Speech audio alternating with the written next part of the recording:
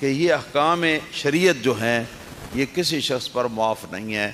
جس شخص کی عقل اپنے ٹھکانے ہے. جس وقت عقل جو ہے وہ آدمی کی جاتی رہے اور آدمی ہو جائے مجنون، جس کو کہتے ہیں پاگل. جب آدمی دیوانہ ہو جائے تو پھر اس کو احکام شریعت اس پر لاگو نہیں ہوتے، کہ جب عقل ہی نہیں، شعور ہی نہیں، تو اس کے اوپر احکام اسلام جو ہیں وہ لاگو کیسے ہوں گے؟ تو یہ جب تک عقل و شعور ہے تو شرع شریف کے احکام جو ہیں اس کے اوپر لاگو، اور جب عقل نہ رہے گی تو شرع شریف کے احکام جو ہیں یہ اٹھا لیے جاتے ہیں اس سے. لیکن ایک بات کی میں وضاحت کر دوں کہ جن کی عقل ٹھکانے نہیں نہ ہوتی، ایک تو وہ ہیں جو پیدائشی ایسے ہوتے ہیں، چلو ان کا تو معاملہ ہماری بحث سے خارج ہے، ان پر ہم بات نہیں کرتے. لیکن ایک وہ ہیں کہ زندگی کے کسی حصے میں آ کے تو ان کے ہوش جو ہیں وہ ٹھکانے نہیں رہے، ان کی عقل جو ہے وہ ٹھکانے نہیں رہی. تو یہ کہ جو پہلے تندرست تھے بعد میں ان کی ہوش جو ہے اور ان کی عقل جو ہے وہ خراب ہو گئی، ان کے اندر قسمیں ہیں دو. ایک وہ ہیں کسی کا بیٹا مر گیا خدا نخواستہ، کسی کا عہدہ جو ہے وہ چھن گیا، کسی کا گھر بار لٹ گیا، اسی طرح کا کوئی اور بہت بڑا صدمہ پہنچا، تو اس صدمے کو لے کر اس آدمی کے ہوش و حواس ختم ہو گئے اور وہ دیوانہ ہو گیا. ہوتا ہے نا ایسا؟ کئی لوگوں کو ہم نے خود دیکھا ہے، اس طرح کے لوگ ہوتے ہیں. ایک تو ہوتے ہیں یہ دیوانے، اور ایک دیوانے وہ ہوتے ہیں کہ جو دراصل اللہ تعالیٰ کی عبادت گزار ہوتے ہیں، اور ان کی تگ و دو کا مقصد اللہ تعالیٰ کے قرب کی منزل تک رسائی حاصل کرنا ہوتا ہے. مگر جس وقت اللہ پاک وحدہ لا شریک کی عنایت ان پر متوجہ ہوتی ہے اور ان پر پہلا جلوہ ان کے دل کے اوپر جب اللہ تعالیٰ کے قرب کا جب نازل ہوتا ہے تو اس کو وہ برداشت نہیں کر پاتے، یہاں تک کہ اس کو برداشت نہ کر پانے کی وجہ سے ان کی عقل جو ہے وہ زائل ہو جاتی ہے. کچھ سمجھیں آپ کے نہیں سمجھیں؟ یہ دو قسم کے دیوانے، ایک تو کسی دنیاوی سبب سے دیوانے، اور ایک وہ ہیں جو کہ اللہ تعالیٰ کی محبت میں اس مقام پر آ کر کہ جب اللہ تعالیٰ کا پہلا جلوہ قرب کا جو اس کے دل کے اوپر آ کے نازل ہوا تو وہ اپنے ہوش و حواس کھو بیٹھا اور وہ دیوانہ ہو گیا. اب دیوانہ وہ بھی ہے جس کی بات پہلی ہوئی، دیوانہ یہ بھی ہے جس کی بات میں اب کر رہا ہوں، مگر دونوں دیوانوں کے اندر بڑا فرق ہے، دونوں کی دیوانگی کے اندر بھی بڑا فرق ہے. پہلوں کی دیوانگی جو ہے اس کو ہم کم عقلی کہہ سکتے ہیں، اس کو ہم جنون کہہ سکتے ہیں، دیوانگی کہہ سکتے ہیں، مگر یہ دوسرا شخص جو ہے اس کے ہوش و حواس اڑ جانے کو ہم مجنونیت نہیں کہتے، دیوانگی نہیں کہتے، پاگل پنا نہیں کہتے، بلکہ اس کو کہتے ہیں ہم کہ یہ مجذوب ہے. مجذوب، کوئی بات سمجھ میں آئی آپ کی؟ پتہ چلا مجذوب کا کیا؟ اب مجذوب کو جس وقت اللہ تعالی کی محبت کا جلوہ اس کے دل پر اترا، اس کے نتیجے میں اس کے ہوش و حواس جاتے رہے، تو اب چونکہ وہ بھی ہے تو وہ ایسا شخص نا کہ جس کی عقل زائل ہو چکی ہے، اور جس کی عقل زائل ہو چکی ہے اسے احکام شرع معاف ہوتے ہیں. یہ فرق ہے مجنون میں اور مجذوب. اس سلسلے میں سب سے پہلی یہ حدیث ہے، حدثنا قتیبۃ بن سعید وبشر بن معاذ قال حدثنا ابو عن المغیرۃ بن شعبۃ رضی اللہ تعالی عنہ قال. ترمذی فرماتے ہیں کہ ہم سے یہ حدیث امام قتیبہ بن سعید نے بیان کی اور امام محدث بشر بن معاذ نے بیان کی، اور ان دونوں نے یہ فرمایا کہ ہم کو جماعت کی صورت میں یہ حدیث امام ابو عوانہ نے بیان کی، اور ابو عوانہ اس حدیث کو محدث زیاد بن علاقہ سے روایت کرتے تھے، اور وہ اس حدیث کو مشہور صحابی رسول حضرت سیدنا مغیرہ بن شعبہ رضی اللہ تعالی عنہ سے روایت کرتے تھے کہ انہوں نے فرمایا صلی رسول اللہ صلی اللہ تعالی علیہ وآلہ وسلم حتی انتفخت قدماہ فقیل لہ اتتکلف ھذا وقد غفر اللہ تعالی لک ما تقدم من ذنبک وما تأخر قال افلا اکون عبدا شکورا۔ حضرت مغیرہ بن شعبہ فرماتے ہیں کہ رسول اللہ صلی اللہ تعالی علیہ وآلہ وسلم آپ نے شب بیداری میں، قیام اللیل میں، رات کے وقت میں، تہجد میں حضور نے اتنے لمبے قیام کیے، اتنی لمبی اپنی رکعتوں میں قرات کی، یہاں تک کہ بڑی دیر تک کھڑے رہنے کی وجہ سے نبی اکرم صلی اللہ علیہ وسلم کے پاؤں مبارک جو ہیں وہ سوج گئے، آپ کی پنڈلیاں مبارک جو ہیں وہ سوج گئیں۔ تو اس کیفیت کو، اس حالت کو جس وقت صحابہ کرام نے دیکھا کہ عبادت الہی، وہ بھی نفلی عبادت جو ہے، اس کے اندر سرکار کی یہ کیفیت ہو گئی ہے، اور ابھی تک رسول اللہ صلی اللہ علیہ وسلم بدستور عبادت الہی جاری رکھے ہوئے ہیں، تو ان کے دل میں ایک سوال پیدا ہوتا ہے جو انہوں نے نبی کریم صلی اللہ علیہ وسلم کی بارگاہ عالیہ میں عرض کیا ہے۔ وہ کیا ہے سوال یہ ہوا، قیل لہ، سرکار سے عرض کیا گیا، تتکلف ھذا، کہ حضور کیا اتنی شدید عبادت کا، اتنی شدید قیام اللیل کا اور شب بیداری کا تکلف فرماتی ہیں آپ، یعنی تکلیف اٹھا کر، مشقت اٹھا کر یہ قیام اللیل کی عبادت اور تہجد جو ہے اس کو سرکار آپ ادا فرماتی ہیں۔ وقد غفر اللہ لک ما تقدم من ذنبک وما تاخر، حالانکہ اللہ پاک نے اگلے پیچھلے معاملات سارے کے سارے آپ کو معاف فرما دیے۔ حضور آپ کو تو اب سب کچھ معاف ہے اللہ تعالیٰ کی طرف سے، لیکن اس کے باوجود آپ کو اتنی کیا ضرورت پڑی ہے کہ آپ اس حد تک اللہ تعالیٰ کی عبادت میں تکلف اور مشقت جو ہے اس کو برداشت کریں کہ آپ کی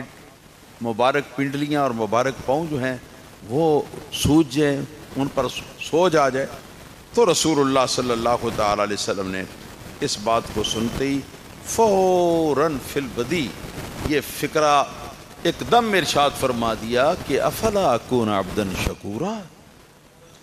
اللہ کا، میرے اللہ کا مجھ پر اتنا فضل ہے، میرے اللہ کا مجھ پر اتنا احسان ہے، میرے اللہ کا مجھ پر اتنا کرم ہے، میرے اللہ نے مجھے اتنے مرتبے عطا فرمائے ہیں، اتنا قرب اللہ پاک نے مجھ کو عطا فرمایا ہے، تو ان قرب کے اور مراتب جو ہیں اور جو کچھ اللہ پاک کے انعامات ہیں ان کے بدلے میں کیا مجھے اللہ تعالیٰ کا شکر گزار بندہ نہ بننا چاہیے؟ یہ امت کی تعلیم کے لیے ہے، وگرنہ تو سرکار دو عالم صلی اللہ تعالی علیہ وسلم نے اتنا قیام فرمایا ہے کہ یہاں تک کہ خدا تعالیٰ بھی قرآن پاک کے اندر اپنے حبیب صلی اللہ علیہ وسلم کو مخاطب کرتے ہوئے فرمانے لگا قم اللیل الا قلیلا، اللہ پاک نے فرمایا جتنا قیام اللیل حضور آپ کرتے ہیں اس قیام اللیل کو ذرا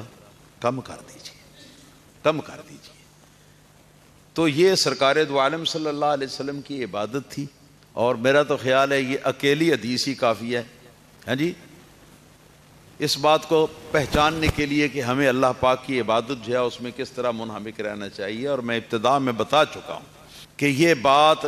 فرض عبادت کی نہیں ہے۔ امام ترمذی نے جو عنوان قائم کیا نا، باب ما جاء فی عبادت رسول اللہ صلی اللہ علیہ وسلم، تو اس سے مراد فرائض والی عبادت نہیں ہے، بلکہ اس سے مراد عبادت نفلی عبادت ہے۔ تو اللہ پاک اس سے ہمیں سبق حاصل کرنے کی توفیق عطا فرمائے۔ حدیث تو میں نے ایک عرض کر دی،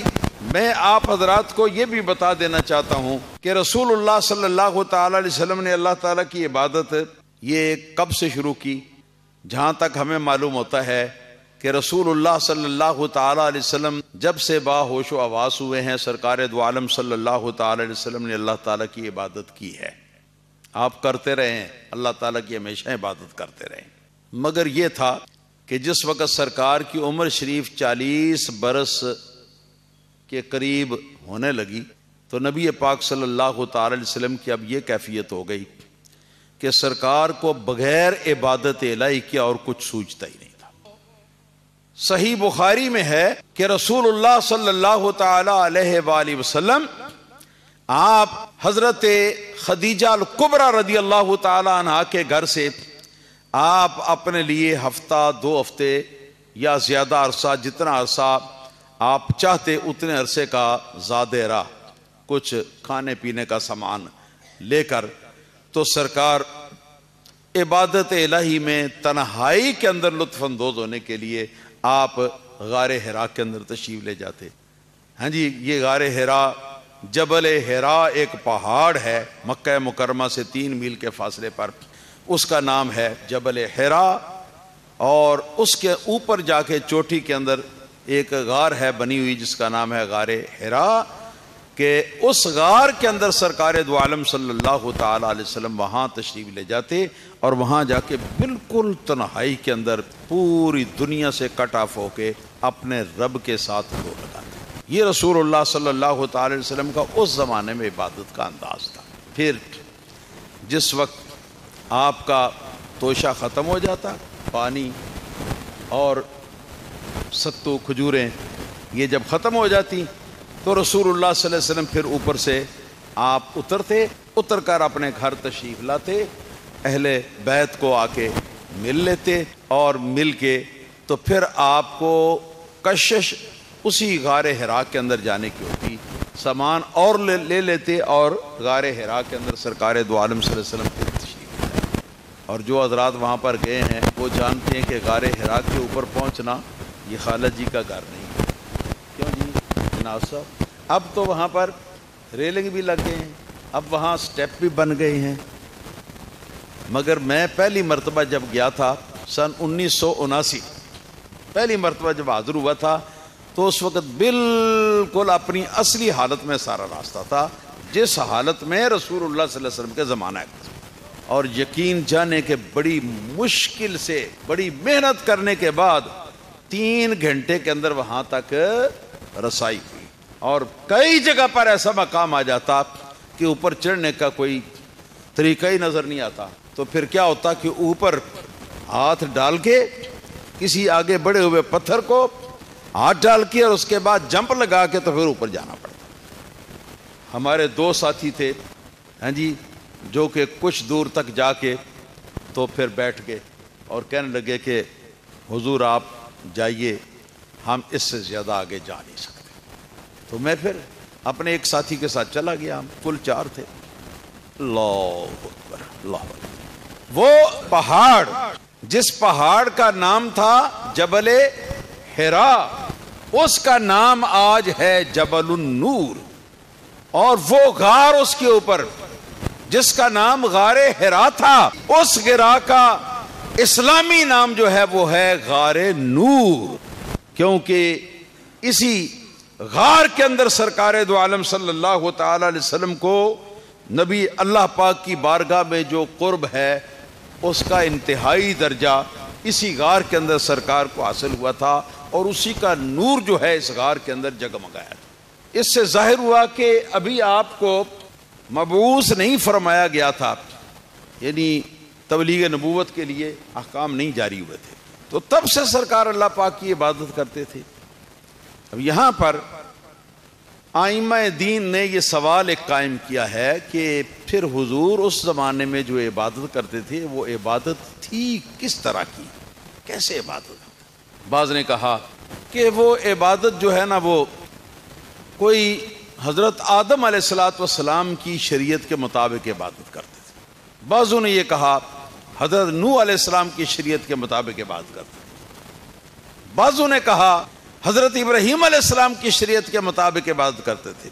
بعضوں نے کہا حضرت موسیٰ علیہ السلام کی شریعت کے مطابق، اور بعضوں نے کہا حضرت عیسیٰ علیہ السلام کی شریعت کے مطابق سرکار دو عالم صلی اللہ علیہ وسلم عبادت کرتے تھے۔ مگر محققین نے فرمایا کہ اس طرح کے عقلی ڈھکوسلے جو ہیں وہ ہمارے رسول کریم صلی اللہ تعالی علیہ وسلم کے معاملے کے اندر قابل قبول نہیں ہو سکتے۔ تو پھر کیا تھا؟ جہاں تک معلوم ہو سکا ہے اس کی روشنی مخلوق الہی سے کٹ کر دور ہو کر عین تنہائی کے اندر اپنے رب تعالیٰ کے قرب کے سرکار مزے لیتے تھے، اپنے رب تعالیٰ کی محبت کے سرکار مزے لیتے تھے، اور اپنے قلب، اپنی روح اور اپنے ذہن کے مطابق اللہ پاک کی نعمتوں کا جو باطنی نعمتیں ان کا مشاہدہ فرماتے تھے، اور اللہ پاک کی جو نعمتیں ہیں ظاہری اور باطنی ان کا اپنے قلب و دماغ کے ساتھ تشکر ادا فرماتے تھے، اور اللہ تعالیٰ کی نعمتیں جو ہیں ان کے اندر فکر اور تدبر فرماتے تھے، اور اللہ تعالیٰ کے قرب کی جو منزلیں ہیں ان کے اندر آپ تفکر اور تدبر فرماتے تھے۔ یہ تھی رسول اللہ صلی اللہ علیہ وسلم کی اس زمانے کی عبادت۔ مگر اب جس وقت سرکار دو عالم صلی اللہ علیہ وسلم کے پاس جبرائیل علیہ السلام کا آنا وہی لے کر شروع ہوا، تو اس کے بعد سے پھر عبادت آپ اس طریقے سے کرتے تھے جس طریقے سے آپ کی اپنی شریعت کے اندر اللہ پاک نے عبادت کا طریقہ سرکار کو سمجھایا۔ میں انہی الفاظ کے اوپر اپنی گفتگو کا سلسلہ ختم کرتا ہوں۔ آئندہ جمعۃ المبارکہ اس کے بقایا جو ہیں وہ میں انشاءاللہ تعالی عرض کروں گا۔ وآخر دعوایا ان الحمد للہ رب العالمین۔